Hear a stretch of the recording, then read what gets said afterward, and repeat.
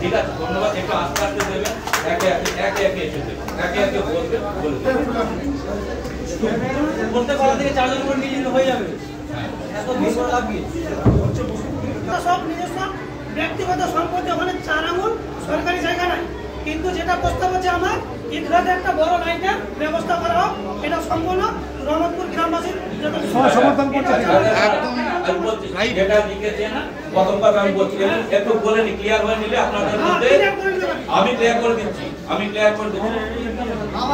শুনুন, একটা কথা হচ্ছে, যারা প্রাইভেট ল্যান্ডে দিচ্ছেন তাদের কিন্তু হবে না, ঠিক আছে?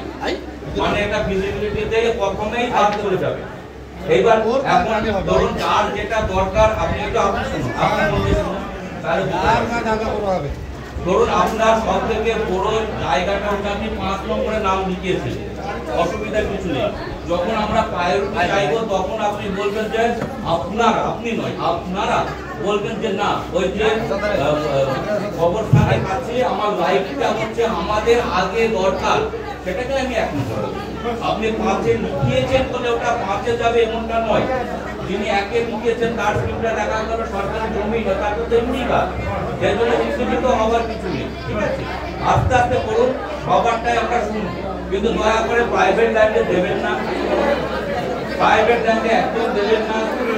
যত এরকম ভাববেন যে এমনিতে হয়ে যাবে না। আমরা যে ল্যান্ডগুলো এগুলো আমরা জিএলআরতে ভেরিফাইও করাচ্ছি, প্রাইভেট ল্যান্ডে লিখে দিতে